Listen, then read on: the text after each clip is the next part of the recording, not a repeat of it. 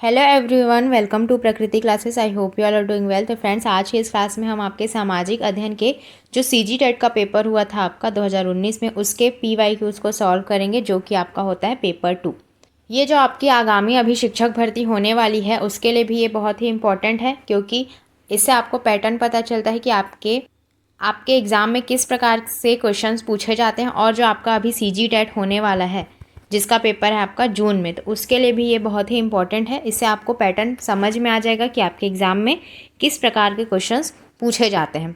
हमने 2022 के भी सभी PYQs को सॉल्व किया है और अब 2019 के सभी PYQs को सॉल्व कर रहे हैं।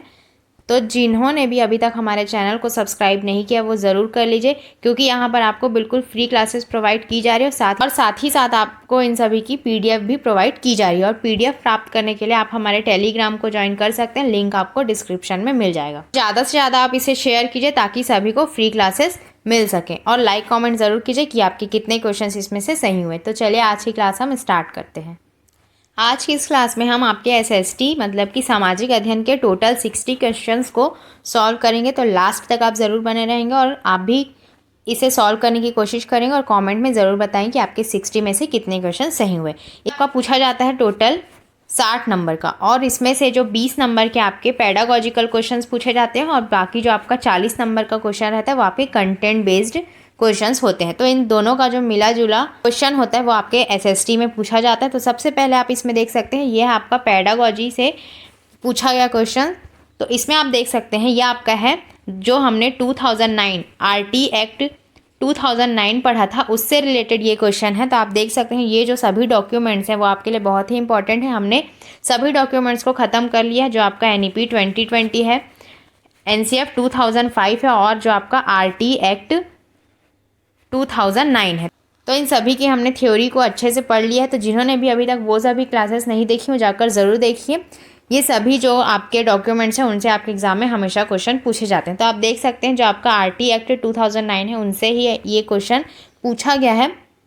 तो क्वेश्चन में आप देख सकते हैं कि free and compulsory child education act 2009 has been enacted for all childrens of the age group of 6 to 14 years, disabled children, girl children of the age group of 6 to 14 years, children belonging to scheduled caste and scheduled tribes। निःशुल्क एवं अनिवार्य बाल शिक्षा का अधिकार अधिनियम 2009 किसके लिए बनाया गया है? ये आपसे पूछा गया है। 6 से 14 वर्ष के सभी बच्चों के लिए, दिव्यांग बच्चों के लिए, या 6 से 14 वर्ष की बालिकाओं के लिए, या फिर अनुसूचित जनजाति बच्चों के लिए। तो इसका जो सही आंसर हो जाएगा वो आपका हो जाएगा 6 से 14 वर्ष के सभी बच्चों के लिए ये जो निःशुल्क एवं अनिवार्य शिक्षा का अधिकार अधिनियम 2009 बनाया गया है, ये है आपके 6 से 14 वर्ष के सभी बच्चों के लिए। तो ऑप्शन नंबर A इसमें बिल्कुल सही हो जाएगा। और यही अगर दिव्यांग बच्चों के लिए है तो इसकी एज है आपकी 6 से लेकर 18 वर्ष, और जो सामान्य बच्चे हैं उनके लिए है आपका एज 6 से लेकर 14 वर्ष। तो ये दोनों वर्ष आप इसमें याद रखेंगे। नेक्स्ट क्वेश्चन आप इसमें देख सकते हैं, which types of rainfall in the following does not occur in India? Mountain rainfall, heavy rainfall, conventional rainfall, या फिर साइक्लोनिक रेनफॉल। भारत में निम्न प्रकार से किस प्रकार की वर्षा नहीं होती? ये आपसे पूछा गया। पर्वतीय वर्षा, मूसलाधार वर्षा, संवहनिक वर्षा, या चक्रवातिक वर्षा। तो इसका जो सही आंसर हो जाएगा वो हो जाएगा आपका ऑप्शन नंबर C। संवहनिक वर्षा यहाँ पर नहीं होती, यहाँ पर होती है आपकी पर्वतीय वर्षा। मूसलाधार वर्षा को ही आप संवहनीय वर्षा कहते हैं। तो आप इस दोनों नाम में कंफ्यूज नहीं होंगे। यहाँ पर संवहनिक लिखा है, लेकिन जो मूसलाधार वर्षा होती है उसे संवहनी वर्षा कहा जाता है, और आपका होता है चक्रवाती वर्षा। तो ये तीनों वर्षाएं आपके भारत में होती हैं, लेकिन जो आपका संवहनिक वर्षा यही नहीं होती। तो यही ऑप्शन इसमें बिल्कुल सही हो जाएगा। अब नेक्स्ट क्वेश्चन आप इसमें देख सकते हैं, which of the following was the major reasons for establishing India's cultural relation with outer world during ancient time? Military inventions, commercial contacts, naval expeditions, या फिर नॉन ऑफ दिस। प्राचीन काल में भारत के बाहरी विश्व के साथ सांस्कृतिक संबंधों का प्रमुख कारण निम्नलिखित में से क्या था? सैन्य अभियान, व्यापारिक संबंध, नौ जहाज रानी अभियान, या इनमें से कोई नहीं। तो जो प्राचीन काल में भारत के बाहरी विश्व के साथ जो सांस्कृतिक संबंध का मुख्य जो कारण था वो आपका हो जाएगा ऑप्शन नंबर B। जो व्यापारिक संबंध है वो आपका मुख्य कारण था। तो ये आंसर इसमें बिल्कुल सही हो जाएगा। तो आप देख सकते हैं आपके किस प्रकार से क्वेश्चन आपके एग्जाम में पूछा जाता है और आपका लेवल कौन सा होता है। तो इसमें आपको सबसे पहले तो इंडिया जीएस कंप्लीट करना है। उसके बाद आपका जो सीजीजीएस है उसके आपको हिस्ट्री, ज्योग्राफी, पॉलिटी इन सभी को कवर करना है। तो जो आपका एसएसटी का जो सेक्शन होता है वो बहुत ही ब्रॉड होता है। इसमें आपको इंडिया जीएस भी पढ़ना है प्लस आपका सीजीजीएस भी पढ़ना है। इसीलिए जो एसएसटी होता है ये आपका बहुत ही ब्रॉड होता है। इसमें आपको सभी चीज़ों को पढ़ना होता है। जो आपका शिक्षक भर्ती में जो आपका सिलेबस होता है उसमें एसएसटी से आपके 20 नंबर के क्वेश्चन पूछे जाते हैं और जो आपका सामान्य ज्ञान होता है उसमें 10 नंबर के, जो टोटल मिलाकर 30 मार्क्स के होते हैं। तो इसमें आप दोनों को कंबाइन करके पढ़ेंगे तो आपसे जल्दी ये जो सेक्शन है कंप्लीट होगा। आपको सीजीजीएस भी पढ़ना है और आपको इंडियन जीएस भी पढ़ना है। तो दोनों का आपको पढ़ते हुए चलना है, क्योंकि दोनों का अगर आप सिलेबस मैच करेंगे तो दोनों में आपको सीजीजीएस भी और इंडिया जीएस भी दिया हुआ है। तो आप सिलेबस को एक बार चेक कर लेंगे कि आपको आखिर आपके सिलेबस में दिया क्या है और आपको पढ़ना क्या है। क्वेश्चन आप इसमें देख सकते हैं, sequence the following as mentioned in the preamble of the constitution, liberty of thoughts, liberty of belief, liberty of faith, liberty of worship या लिबर्टी ऑफ एक्सप्रेशन। संविधान में प्रस्तावना में उल्लेखित निम्नलिखित को क्रम से रखिए। विचार की स्वतंत्रता, विश्वास की स्वतंत्रता, धर्म की स्वतंत्रता, उपासना की स्वतंत्रता या अभिव्यक्ति की स्वतंत्रता। तो इसमें सबसे पहले आपका आ जाएगा जो संविधान की प्रस्तावना है, उसमें आपका सबसे पहले आता है जो आपका विचार की स्वतंत्रता होती है वो सबसे पहले आती है।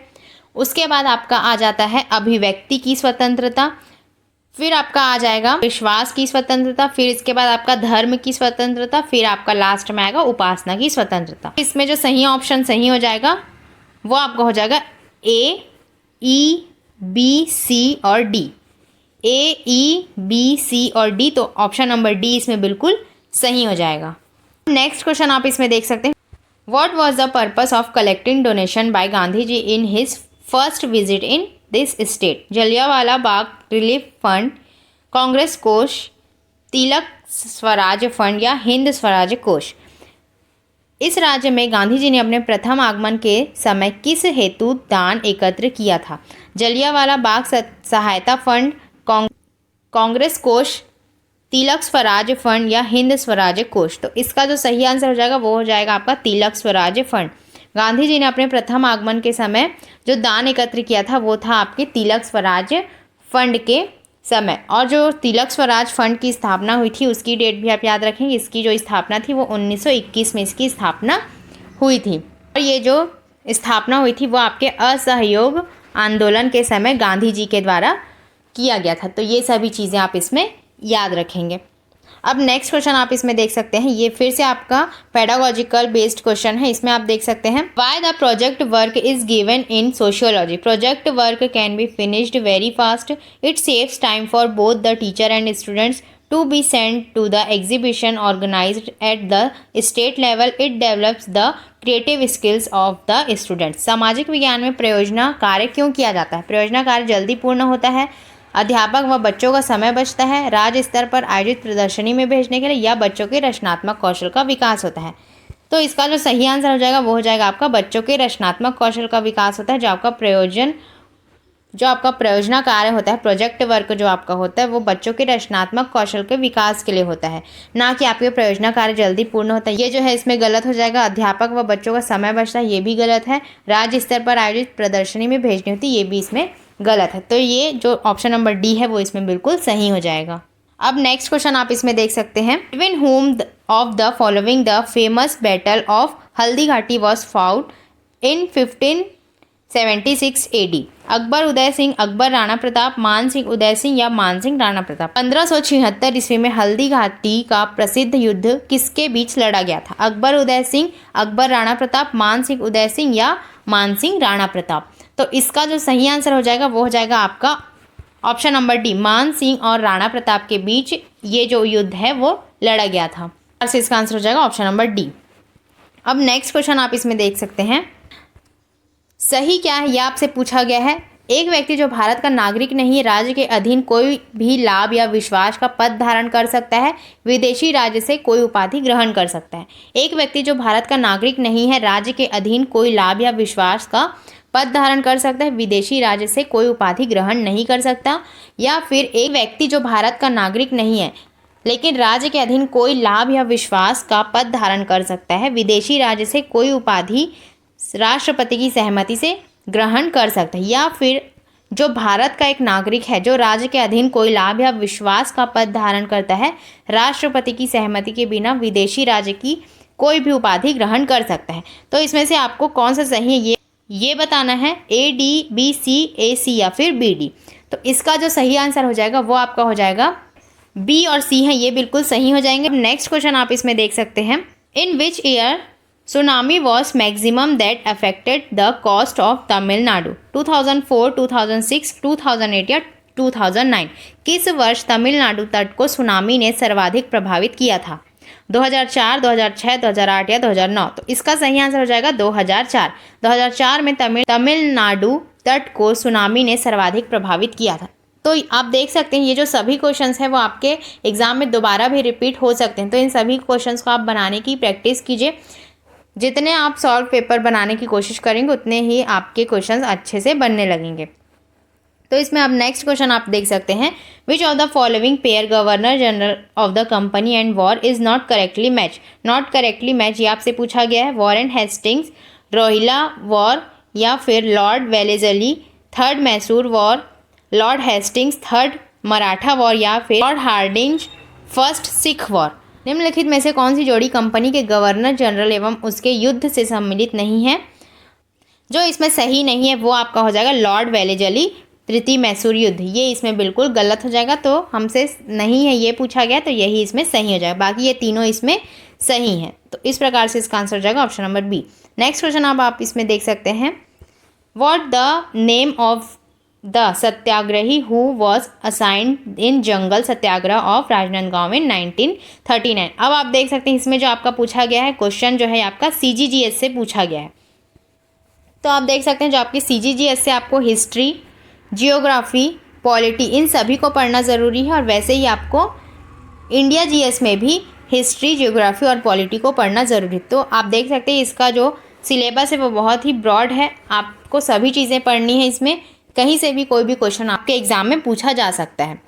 तो इसमें ऑप्शंस दिए गए हैं, श्यामलाल सोम, रामाधीन, दीनानाथ या प्यारेलाल सिंह। राजनांदगांव में 1939 में के जंगल सत्याग्रह में शहीद हुए सत्याग्रही का नाम आपको बताना है।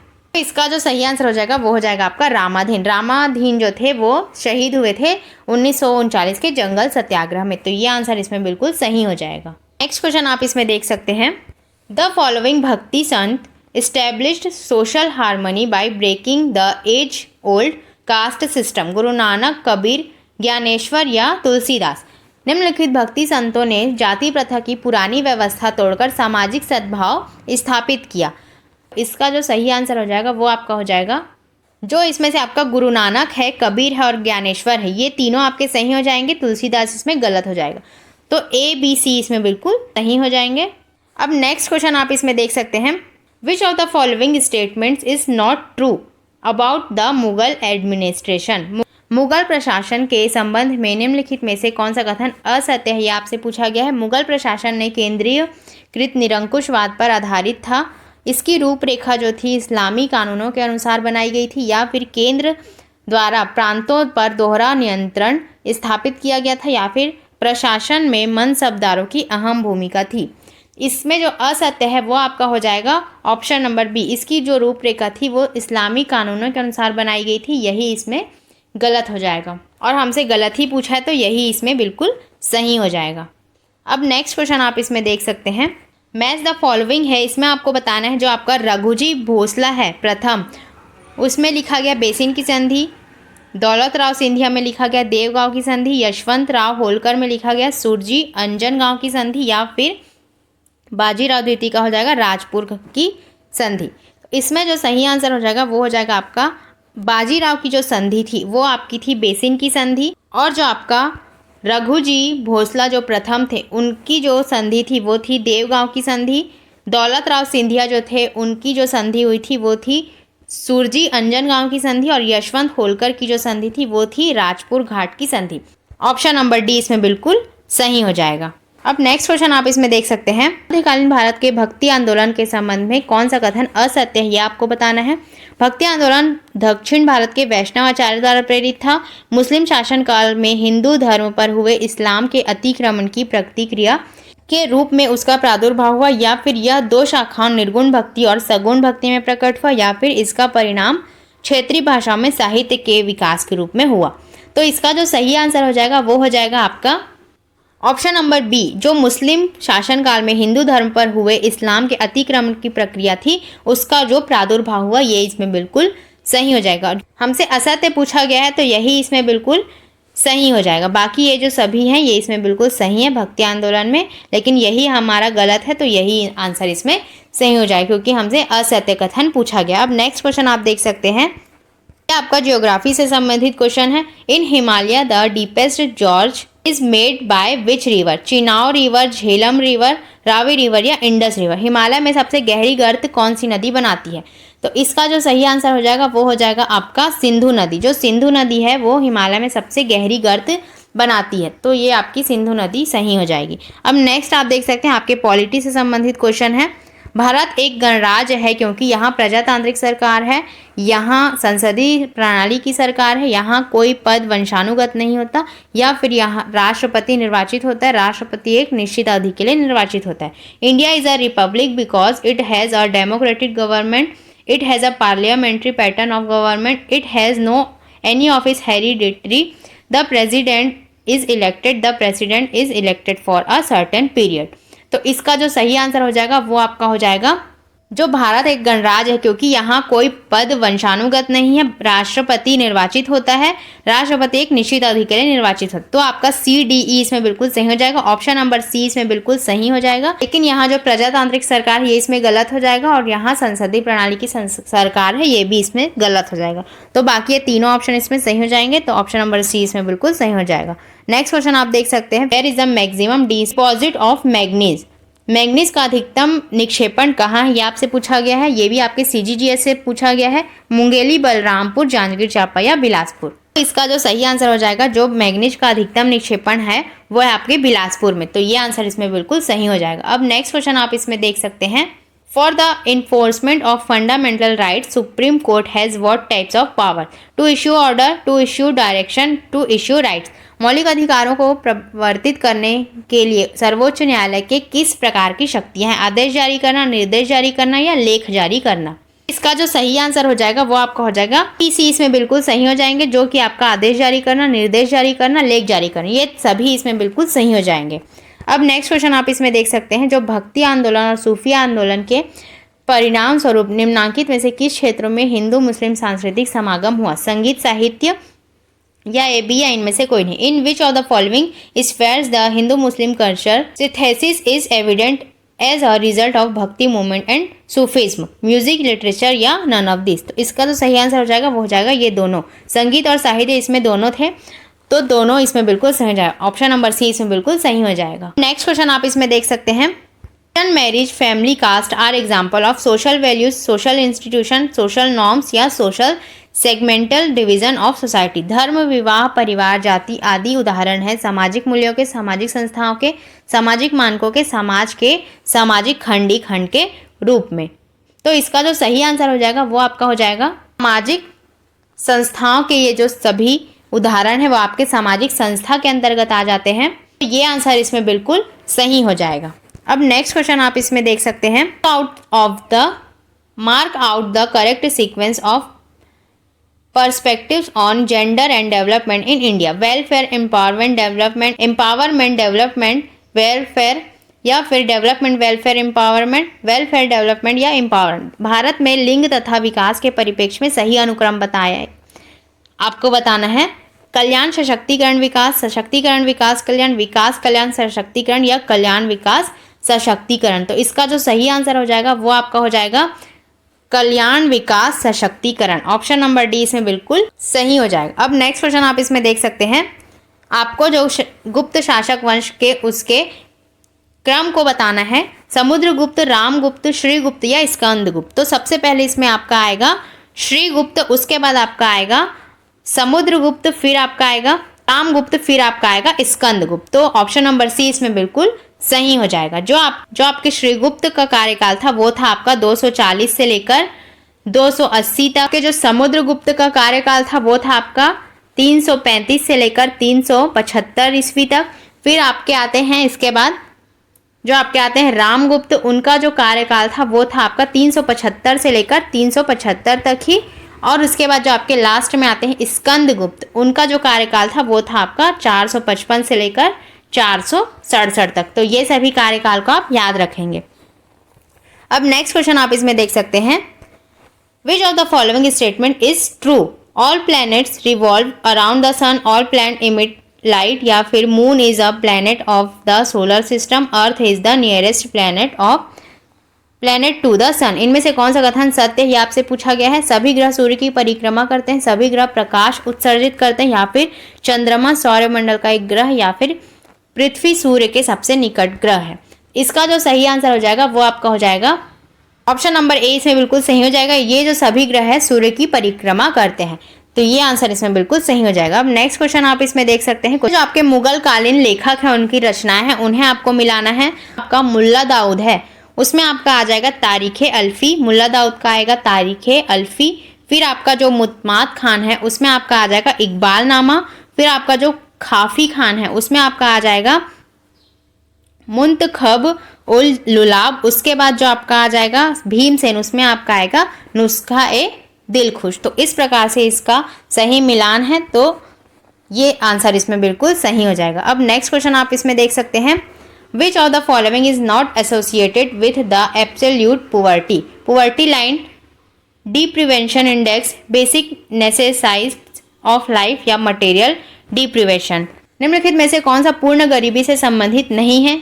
गरीबी रेखा, डेप्रिवेशन इंडेक्स, जीवन की मूलभूत आवश्यक, या मटेरियल डिप्रिवेशन। तो इसका जो सही आंसर हो जाएगा वो आपका हो जाएगा नंबर 20 में बिल्कुल सही हो जाएगा। जो पूर्ण गरीबी से संबंधित नहीं वो आपका है डिप्रिवेशन इंडेक्स। तो ये आंसर इसमें बिल्कुल सही हो जाएगा। अब नेक्स्ट क्वेश्चन आप इसमें देख सकते हैं, फिर से आपका पेडागोजिकल क्वेश्चन से संबंधित है। आपको मैंने बताया कि आपके 20 नंबर से आपके पेडागोजी से क्वेश्चन पूछे जाएंगे, बाकी 40 से आपके कंटेंट से क्वेश्चन पूछे जाएंगे। और ये 40 भी आपका 2 भागों में बटा होगा। 20 नंबर के आपके CGGS से क्वेश्चन पूछा जाएगा, और जो आपका बाकी जो बचा 20 नंबर से आपके इंडियन GS से क्वेश्चन पूछा जाएगा। कभी कभी इसमें डिफरेंस भी हो जाता है, कभी इंडिया GS से आपके क्वेश्चन ज़्यादा होते हैं या कभी CGGS से, तो आपको दोनों को बराबर मात्रा में पढ़ना पड़ेगा। नेक्स्ट क्वेश्चन आप इसमें देख सकते हैं, एवं व्यापक मूल्यांकन क्यों किया जाता है? कक्षा उन्नति के लिए, बच्चों के सीखने में मदद के लिए, रिपोर्ट कार्ड बनाने हेतु, या पूर्णतः प्रमाण पत्र देने हेतु। तो जो सतत एवं व्यापक मूल्यांकन किया जाता है वो आपके बच्चों के सीखने में मदद के लिए होता है। तो ऑप्शन नंबर 20 में बिल्कुल सही हो जाएगा। अब नेक्स्ट क्वेश्चन आप इसमें देख सकते हैं, बस्तर के घड़वा शिल्प में निम्नलिखित में से किस सामग्री का प्रयोग होता है? Which of the following material is used in the Gadhwa shilp? Brass and bronze, पीतल एवं कांसा, आयरन एंड लीड, लोहा एवं सीसा, ब्रास एंड जिंक, पीतल एवं जस्ता, या वुड एंड बैम्बू, लकड़ी एवं बांस। तो इसका जो सही आंसर हो जाएगा वो आपका हो जाएगा पीतल एवं कांसा। ऑप्शन नंबर ए इसमें बिल्कुल सही हो जाएगा। जो घड़वा शिल्प में सामग्री का प्रयोग किया जाता है वो है आपका ब्रास एंड ब्रॉन्ज। इसका सही आंसर हो जाएगा ऑप्शन नंबर ए, पीतल एवं कांसा। अब नेक्स्ट क्वेश्चन आप देख सकते हैं, फिर से आपके पेडागोजी से संबंधित क्वेश्चन है। If most of the students of the class are unable to learn, then what should the teacher do? Answers of the questions should be written on the blackboard. Extra class should be taken. Should bring modification in his method of teaching. Complaint should be sent to the guardians of the students. यदि किसी कक्षा के अधिकांश बच्चे सीख नहीं पा रहे तो ऐसी स्थिति में शिक्षक को क्या करना चाहिए? प्रश्नों के उत्तर श्याम पट पर लिख देना चाहिए, एक्स्ट्रा क्लास लगाना चाहिए, अपने शिक्षण विधि में बदलाव करना चाहिए, बच्चों के अभिभावकों से शिकायत करना चाहिए। तो इसका जो सही आंसर हो जाएगा वो हो जाएगा आपका अपने शिक्षण विधि में बदलाव करना चाहिए। ये आंसर इसमें बिल्कुल सही हो जाएगा। अब नेक्स्ट क्वेश्चन आप इसमें देख सकते हैं, निम्न में से किस स्थान पर जूट उद्योग स्थित नहीं है? रानीगंज, टीटागढ़, बिरलापुर, या Bansberia. Which place is not following does not have jute industry? तो ये इसका जो सही आंसर हो जाएगा वो हो जाएगा आपका रानीगंज। रानीगंज में आपका जूट उद्योग स्थित नहीं है, बाकी टीटागढ़, बिरलापुर, बांसबेरिया में ये स्थित है। तो ये आंसर इसमें बिल्कुल सही हो जाएगा। नेक्स्ट अब इसमें देख सकते हैं आप, सिंधु घाटी सभ्यता और उनके भौगोलिक स्थल को आपको सही मिलान करना है। तो इसमें आप देख सकते हैं जो आपका हड़प्पा है उसमें आपका आ जाएगा रावी नदी, मोहनजोदड़ो में आपका आ जाएगा सिंधु नदी, कालीबंगन में आपका आ जाएगा घग्गर नदी, और लोथल में आपका आ जाएगा खंबात की खाड़ी। तो इस प्रकार से ऑप्शन नंबर ए इसमें बिल्कुल सही हो जाएगा, ऑप्शन नंबर ए। अब नेक्स्ट क्वेश्चन आप इसमें देख सकते हैं सिंधु घाटी के बारे में। ये सभी चीज़ें आपको पता होनी चाहिए। सिंधु घाटी से अक्सर आपके एग्जाम में क्वेश्चन पूछे जाते हैं। अब इसमें संविधान में क्या नहीं लिखा गया ये आपसे पूछा गया। Not return in the constitution, cabinet interim, cabinet budget, या prime minister will be the leader of majority party of Lok Sabha, या prime minister will be head of council of minister, या फिर council of minister will be responsible collectively to Lok Sabha. मंत्रिमंडल अंतरिम मंत्रिमंडल, budget, प्रधानमंत्री लोकसभा के बहुमत दल का नेता होगा, प्रधानमंत्री मंत्रिपरिषद का मुखिया होगा, या मंत्रिपरिषद लोकसभा के प्रति सामूहिक रूप से उत्तरदायी होगा। इसमें क्या नहीं लिखा गया ये आपसे पूछा गया, तो इसका जो सही आंसर हो जाएगा वो आपका हो जाएगा मंत्रिमंडल है, ये नहीं लिखा गया। अंतरिम मंत्रिमंडल भी नहीं लिखा गया, बजट भी नहीं लिखा गया, ना ही प्रधानमंत्री लोकसभा के बहुमत दल का नेता होगा, ये भी नहीं लिखा गया। तो ये चारों जो ऑप्शन है इसमें गलत हो जाएंगे। और जो प्रधानमंत्री मंत्रिपरिषद का मुखिया होगा इसमें सही है। मंत्रिपरिषद लोकसभा के प्रति सामूहिक रूप से उत्तरदायी होगी, ये भी सही। लोकसभा की अवधि 5 वर्ष होगी, ये भी इसमें सही है। तो ऑप्शन नंबर ए इसमें बिल्कुल सही हो जाएगा, क्योंकि वो सभी जो है इसमें गलत हो जाएंगे। नेक्स्ट क्वेश्चन आप इसमें देख सकते हैं। यह किसकी युक्ति है कि परिवार वे कारखाने जहां मानव व्यक्तियों का उत्पादन होता है। Who argues the families are factories which produce human personalities. M G Smith, DHJ Morgan, या फिर GP मर्डक, या फिर T पार्सन्स। तो इसका जो सही आंसर हो जाएगा वो आपका हो जाएगा ऑप्शन नंबर डी, T जो पार्सन्स है वो उनका ये कथन है। तो ये नाम आप इसमें याद रखेंगे। अब नेक्स्ट क्वेश्चन आप इसमें देख सकते हैं।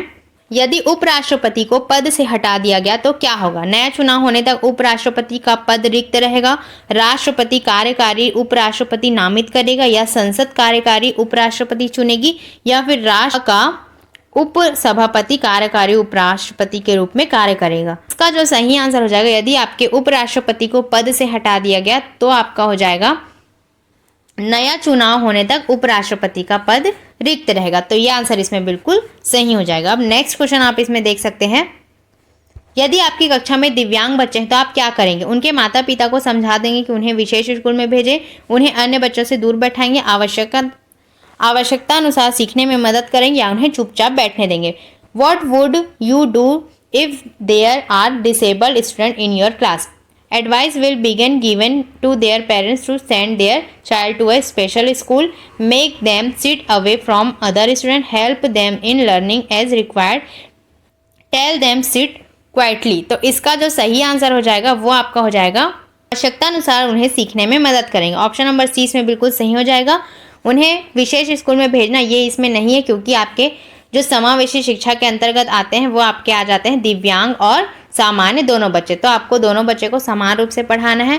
उन्हें बच्चों से दूर बैठाएंगे ये भी नहीं है, उन्हें चुपचाप बैठने के लिए कहेंगे ये भी इसमें नहीं है। तो ऑप्शन नंबर सी इसमें बिल्कुल सही हो जाएगा। अब नेक्स्ट क्वेश्चन आप इसमें देख सकते हैं और जो आपके उन्हें ब्राह्मण ग्रंथ है उनसे आपको मिलाना है। तो इसमें जो सुमेलित नहीं है ये आपको बताना है।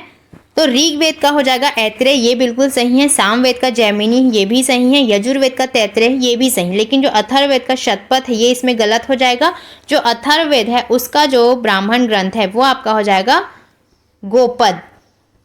गोपद इसमें बिल्कुल सही हो जाएगा। तो ये आंसर इसमें जो आपका अथर्ववेद है वही इसमें गलत हो जाएगा। तो ऑप्शन नंबर डी इसमें सही हो जाएगा। नेक्स्ट क्वेश्चन अब आप इसमें देख सकते हैं। According to the article 361 of the constitution who is not answerable to the court, president, governor, Raj Pramukh. संविधान के अनुच्छेद 361 के अनुसार कौन न्यायालय के प्रति जवाबदेह नहीं है। राष्ट्रपति, राज्यपाल, या राज प्रमुख। तो इसका जो सही आंसर हो जाएगा वो आपका हो जाएगा जवाबदेह नहीं है। तो ये तीनों इसमें जवाबदेह नहीं है।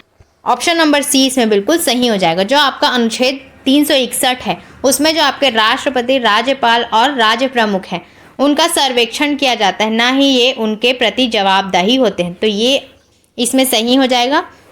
तो ऑप्शन नंबर सी इसमें बिल्कुल सही हो जाएगा। अब नेक्स्ट क्वेश्चन आप इसमें देख सकते हैं। संविधान के भाग 12 के संदर्भ में सुमेलित करना है आपको। अध्याय 1 में आपका आ जाएगा उधार लेना, अध्याय 2 में संपत्ति का अधिकार, या अध्याय 3 में वित्त या फिर संपत्ति में आपका आ जाएगा अध्याय 4। तो इसका जो सही मिलान हो जाएगा वो आपका हो जाएगा वित्त है उसका हो जाएगा अध्याय 1, इसमें आ जाएगा आपका अध्याय 1। और जो आपका फिर आपका जो अध्याय 2 है उसमें आ जाएगा आपका उधार लेना, और आपका जो वित्त है उसमें आ जाएगा आपका अध्याय 1। फिर आपका जो अध्याय 3 है उसमें आपका आ जाएगा संपत्ति, संविदाएं आदि, और जो आपका अध्याय 4 है उसमें आ जाएगा आपके संपत्ति का अधिकार। तो ये ऑप्शन इसमें बिल्कुल सही हो जाएंगे, मतलब कि आपका ऑप्शन नंबर डी इसमें बिल्कुल सही हो जाएगा। तो इस प्रकार से आप इसका आंसर सही से मैच करेंगे। अब नेक्स्ट क्वेश्चन आप इसमें देख सकते हैं, कोया जनजाति किस जिले में निवास करती? बीजापुर, गरियाबंद, जशपुर या Balrampur. Koya tribes are residents of which district. तो इसका जो सही आंसर हो जाएगा वो आपका हो जाएगा कि कोया जनजाति वो आपके बीजापुर में निवास करती है। तो ये आंसर इसमें बिल्कुल सही हो जाएगा। अब नेक्स्ट क्वेश्चन आप इसमें देख सकते हैं, सबसे लंबी पर्वतमाला कौन सी है? Longest chain of mountain is Rocky पर्वत, एंडीज पर्वत, आल्पस पर्वत या हिमालय पर्वत। तो इसका जो सही आंसर हो जाएगा, सबसे लंबी पर्वतमाला है आपकी एंडीज पर्वतमाला। इसे आपके विश्व की सबसे लंबी पर्वत मानी जाती है और जो दक्षिण अमेरिकी के पश्चिम तट पर स्थित है। यह आपकी स्थित है दक्षिण अमेरिकी के पश्चिमी तट पर। तो ये सभी पॉइंट्स आप इसमें याद रखेंगे। अब नेक्स्ट क्वेश्चन आप इसमें देख सकते हैं, सामाजिक विज्ञान पढ़ाने की सर्वोत्तम विधि कौन सी है? पुस्तक पठन विधि, निगमन विधि, प्रश्नोत्तर विधि या क्षेत्र भ्रमण विधि। Which is the best method of teaching sociology? Book reading method, deduction method, question answer method या फील्ड विजिट मेथड। तो इसका जो सही आंसर हो जाएगा वो आपका हो जाएगा ऑप्शन नंबर डी, क्षेत्र भ्रमण विधि जो है सामाजिक विज्ञान पढ़ाने की सबसे सर्वोत्तम विधि मानी जाती है। तो ये आंसर इसमें बिल्कुल सही हो जाएगा। अब नेक्स्ट क्वेश्चन आप इसमें देख सकते हैं, छत्तीसगढ़ के किस जिले में अनुसूचित जनजातियों का प्रतिशत अधिक है? मतलब कि आपको एसटी जो शेड्यूल्ड ट्राइब्स है वो सबसे अधिक कहाँ पर है छत्तीसगढ़ में? ये आपसे पूछा गया नारायणपुर, बीजापुर, दंतेवाड़ा या बस्तर। तो इसका जो सही आंसर हो जाएगा वो आपका हो जाएगा जो बीजापुर है, वहाँ पर आपके शेड्यूल्ड ट्राइब्स हैं वो सबसे अधिक पाए जाते हैं। तो ये आंसर इसमें बिल्कुल सही हो जाएगा। अब नेक्स्ट क्वेश्चन आप इसमें देख सकते हैं, उच्च प्राथमिक स्तर पर सामाजिक विज्ञान क्यों पढ़ाया जाता है? Why the teaching of sociology is done at higher primary level to develop the sense towards human values. मानवीय मूल्यों के प्रति संवेदना का विकास करने हेतु, for the knowledge of geographical areas of the country, देश के भौगोलिक क्षेत्रों की जानकारी हेतु, for the participation of the general public in social work, सामाजिक कार्यों में आम जनता की भागीदारी हेतु, या फिर टू पास द एग्जामिनेशन, परीक्षा पास करने हेतु। तो जो आपका ऑप्शन नंबर 4 है ये तो आप देखकर ही गलत काट दीजिए, क्योंकि परीक्षा पास करने हेतु उच्च प्राथमिक स्तर पर सामाजिक विज्ञान नहीं पढ़ाया जाता है। तो जो इसका करेक्ट आंसर हो जाएगा वो आपका हो जाएगा ऑप्शन नंबर ए, मानवीय मूल्यों के प्रति संवेदना का विकास करने हेतु सामाजिक विज्ञान को आपके अपर प्राइमरी लेवल पर पढ़ाया जाता है। तो ये आंसर इसमें बिल्कुल सही हो जाएगा। अब नेक्स्ट क्वेश्चन आप इसमें देख सकते हैं, राज्य के कोसंगई जिले में निम्नलिखित में से किस कलचुरी शासक का शिलालेख प्राप्त होता है? तो इसका जो सही आंसर हो जाएगा वो आपका हो जाएगा ऑप्शन नंबर डी, बाहरसाय में आपके कलचुरी शासक का शिलालेख प्राप्त होता है। तो ये आंसर इसमें बिल्कुल सही हो जाएगा। अब नेक्स्ट क्वेश्चन आप इसमें देख सकते हैं, जो सूफी संत एवं उनके सिलसिले हैं उन्हें आपको ऐलान करना है। तो इसमें आपका लिखा गया है, आपका शेख बहादुर जकरिया है, उसमें आपका आ जाएगा सुहरावर्दी, मतलब कि एक आपका हो जाएगा 4। फिर जो आपका ख्वाजा कुतुबुद्दीन बख्तियार है उसमें आपका आ जाएगा चिश्ती, मतलब कि आपका हो जाएगा बी का हो जाएगा 3। तो आपका सैयद अली हमदानी है उसमें आपका आ जाएगा शी, तो जो आपका सी है उसमें आपका आ जाएगा 2। फिर जो आपका डी है शेख शरफुद्दीन यामहा, उसमें आपका आ जाएगा फिर सऊदी, मतलब कि इसमें आ जाएगा डी का हो जाएगा 1। तो ये आंसर इसमें बिल्कुल सही हो जाएगा। तो ऑप्शन नंबर डी इसमें बिल्कुल सही हो जाएगा, 4 3 2 1। अब नेक्स्ट क्वेश्चन आप इसमें देख सकते हैं, मौर्य प्रशासन व्यवस्था में निम्नलिखित में से किस अधिकारी भू राजस्व विभाग का प्रमुख होता है? मतलब कि कौन सा अधिकारी भू राजस्व विभाग का प्रमुख होता है? सीता अध्यक्ष, लोहा अध्यक्ष, समाहर्ता या सन्निधाता। Who of the following officer was in charge of land revenue department in the Mauryan administrative system? तो इसका जो सही आंसर हो जाएगा वो आपका हो जाएगा ऑप्शन नंबर सी, समाहर्ता जो है भू राजस्व विभाग का प्रमुख होता है। तो ये आंसर इसमें बिल्कुल सही हो जाएगा। और जो आपका सीता अध्यक्ष होता है वो आपके होते हैं हो जाएगा राजकीय कृषि से, जो आपका राजकीय कृषि है उसका अध्यक्ष हो जाएगा। और जो आपका समाहर्ता है वो आपके भू राजस्व विभाग का जो प्रमुख होता है वो हो जाएगा। और जो आपका सन्निधाता है वो आपके राजकोष का अध्यक्ष हो जाएगा। तो ये सभी चीज़ें आप इसमें याद रखेंगे। अब नेक्स्ट क्वेश्चन आप इसमें देख सकते हैं, plate tectonics as theory was first presented by, plate विवर्तनिक के सिद्धांत को सर्वप्रथम किसने प्रस्तुत किया है? W.J. Morgan, A.N. स्ट्रॉहलर या फिर F.B. टायलर या फिर प्रोफेसर अल्फ्रेड वेगनर। तो इसका जो सही आंसर हो जाएगा वो आपका हो जाएगा W.J. Morgan. Option number A इसमें बिल्कुल सही हो जाएगा। अब नेक्स्ट क्वेश्चन आप इसमें देख सकते हैं, जो 1857 के विद्रोह से आपसे क्वेश्चन पूछा गया है। 1857 के विद्रोह के संबंध में निम्नलिखित में से कौन सा सत्य कथन नहीं है? इस विद्रोह में हिंदू मुस्लिम एकता परिलक्षित हुई, इस विद्रोह ने कंपनी के शासन को समाप्त किया, या फिर इस विद्रोह के परिणाम स्वरूप भारतीय राज्यों के प्रति ब्रिटिश सरकार की नीति में भारी परिवर्तन आया, या इस विद्रोह ने ब्रिटिश शासन के विरुद्ध इसी प्रकार के विद्रोहों का मार्ग प्रशस्त किया। तो इसका जो सही आंसर हो जाएगा, जो नहीं है, ये आपका हो जाएगा ऑप्शन नंबर डी। इस विद्रोह ने ब्रिटिश शासन के विरुद्ध इसी प्रकार के विद्रोह का मार्ग प्रशस्त किया, यही इसमें बिल्कुल सही हो जाएगा। अब नेक्स्ट क्वेश्चन इसमें आप देख सकते हैं, लास्ट क्या कुछ ही क्वेश्चंस आपके बच गए हैं, तो लास्ट तक ज़रूर बने रहेंगे और आप भी इसे बनाने की कोशिश करेंगे और लास्ट में कमेंट में ज़रूर बताएं कि आपके कितने क्वेश्चन सही हुए। मुगल भारत में व्यापार के विकास के निम्नलिखित कारण थे। मुगलों ने एक विशाल साम्राज्य की स्थापना की, यातायात एवं संचार के साधनों को सुधारा गया, या यूरोपियनों के व्यापार के लिए मुफ्त लाइसेंस दिए गए, या मुगलों ने एक मजबूत मुद्रा व्यवस्था को अपनाया। सही आंसर हो जाएगा वो आपका हो जाएगा ऑप्शन नंबर बी। ए, बी एवं डी बिल्कुल सही हो जाएगा। ए, बी और डी इसमें बिल्कुल सही हो जाएगा। अब नेक्स्ट क्वेश्चन आप इसमें देख सकते हैं, आपको गुप्तकालीन संस्कृत रचनाएं एवं उनके लेखक को सही मिलान करना है। तो इसमें जो इन सभी के बारे में भी हमने पढ़ा है, तो जितने भी अभी तक एसएसटी की क्लासेस हुए, जिन्होंने भी नहीं देखी वो सभी क्लासेस वो जाकर ज़रूर देखी। इन सभी के बारे में हमने बहुत ही डिटेल से पढ़ा है। तो जो आपका अष्टाध्यायी हो जाएगा उसमें आपका आ जाएगा, अष्टाध्यायी में हो जाएगा उनका जो लेखक है वो आपका है पाणिनि, और जो मुद्रा राक्षस है उसका लेखक है विशाख दत्त, और जो बृहद संहिता है उसके जो लेखक हैं वो आपके हैं वराह मिहिर, और मृच्छकटिकम के लेखक हैं शूद्रक। तो ऑप्शन नंबर डी इसमें बिल्कुल सही हो जाएगा। तो इन सभी के बारे में भी हमने डिटेल से पढ़ा है, तो जिन्होंने भी वो क्लास नहीं देखी हो जाकर ज़रूर देखिए। एक एक क्लास आपके लिए इंपॉर्टेंट है। आप देख सकते हैं कहीं से भी आपके एसएसटी में क्वेश्चन पूछ लिए जाते हैं, तो आपको एसएसटी में बहुत ही डीपली सभी चीज़ों को पढ़ना होता है। नेक्स्ट क्वेश्चन इसमें आप देख सकते हैं, दामोदर घाटी परियोजना से कौन संबंधित नहीं है? तिलैया बांध, मैथान बांध, ओबरा बांध या पंचेत पहाड़ी बांध, which is not related Damodar valley project. तो इसका जो सही आंसर हो जाएगा वो आपका हो जाएगा ओबरा बांध। दामोदर घाटी से संबंधित नहीं आपका ओबरा बांध, तो ये आंसर इसमें बिल्कुल सही हो जाएगा। और जो आपका दामोदर घाटी परियोजना है वो आपके भारत की सबसे पहली जो बहुउद्देशीय नदी घाटी है वो आपकी हो जाएगी दामोदर घाटी परियोजना। और जो आपके दामोदर घाटी है उसमें आपके 4 प्रकार के प्रमुख बांध बनाए गए हैं। उसमें आपका आ जाएगा सबसे पहला मैथान बांध, तिलैया बांध, और जो आपका पंचेत बांध, और एक है आपका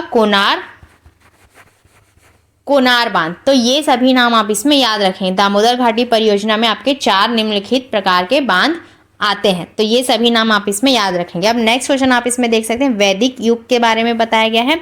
वैदिक काल के बारे में भी हमने पढ़ लिया है, तो जिन्होंने भी ये सभी क्लासेस नहीं देखी वो जाकर ज़रूर देखिए।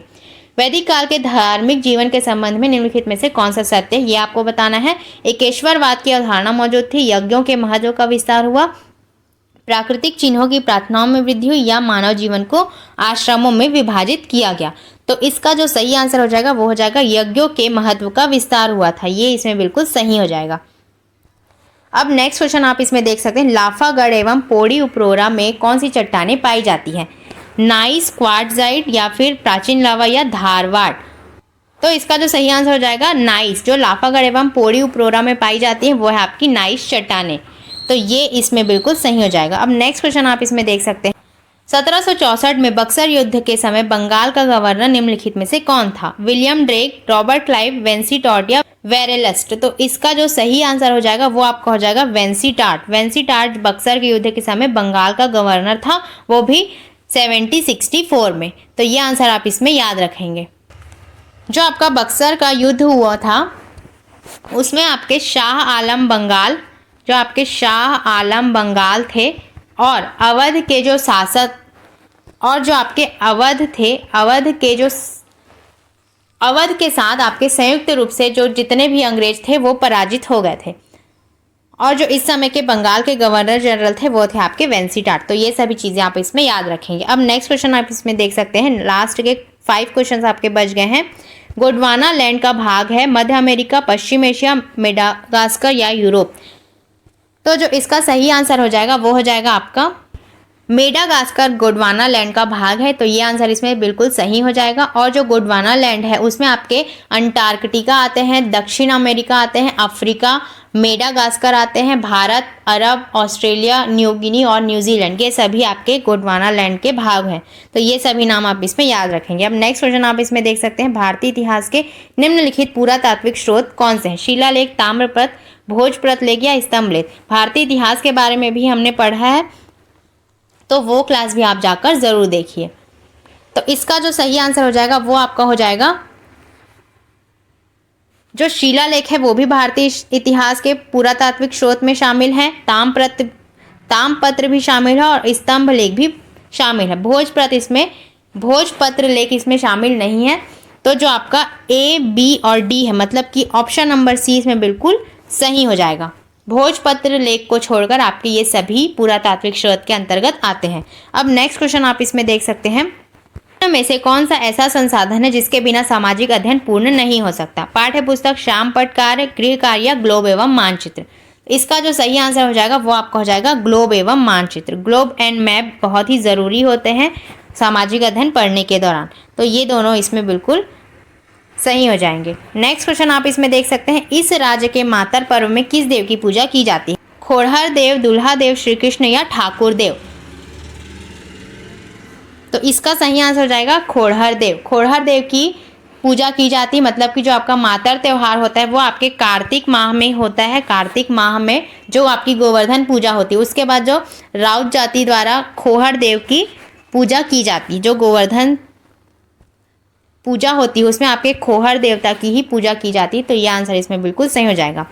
अब नेक्स्ट क्वेश्चन आप इसमें देख सकते हैं, एक शिक्षिका सामाजिक मुद्दों पर कक्षा में हमेशा वाद विवाद कराती है, क्योंकि समालोचनात्मक चिंतन को बढ़ावा देने के लिए, समय बचाने के लिए, प्रतियोगी परीक्षा के लिए या फिर होशियार बच्चों की पहचान के लिए। इसका जो सही आंसर हो जाएगा वो हो जाएगा आपका समालोचनात्मक चिंतन को बढ़ावा देने के लिए। जितना आप क्रिटिकल थिंकिंग यूज करेंगे उतना आपके जो बच्चे हैं ज़्यादा अच्छे तरीके से सीखेंगे। तो ऑप्शन नंबर A इसमें बिल्कुल सही हो जाएगा। लास्ट क्वेश्चन आप देख सकते हैं, चर्रे मर्रे जलप्रपात किस घाटी में स्थित है? खुरसेल, पिंजारिन, केशकाल या दरभा। तो जो आपका चर्रे मर्रे जलप्रपात है वो आपके पिंजारिन घाटी में स्थित है। जो आपका पिंजारिन घाटी वो आपका कांकेर में है। तो ये भी आप इसमें याद रखेंगे। तो ये आंसर इसमें बिल्कुल सही हो जाएगा। तो आज हमने आपके CG टेट जो आपका 2019 हुआ था उसके 60 क्वेश्चंस को सॉल्व किया, जो कि आपका SST से था। तो कमेंट करके आप ज़रूर बताएंगे कि आपको ये क्लास कैसी लगी और आपके कितने क्वेश्चंस इसमें से सही हुए। आगे हम सभी जितने भी आपके SST, जितने भी आपके CG टेट हुए उन सभी के क्वेश्चंस पेपर को सॉल्व करेंगे। एक एक करके हम सभी क्वेश्चन पेपर को सॉल्व करते हुए चलेंगे और नियमित रूप से यहाँ पर डेली बेसिस पर आपको फ्री क्लासेस भी मिल रही है। साथ ही साथ आप सभी को इसकी PDF भी प्रोवाइड की जा रही है। तो ज़्यादा से ज़्यादा आप इसे शेयर कीजिए और लाइक एंड कमेंट ज़रूर कीजिए। जिन्होंने भी अभी तक चैनल को सब्सक्राइब नहीं किया है वो चैनल को सब्सक्राइब कर लीजिए। आपको बिल्कुल फ्री क्लासेस प्रोवाइड की जा रही है। चलिए मिलते हैं ऐसे ही नेक्स्ट क्लास में, तब तक के लिए thank you and take care.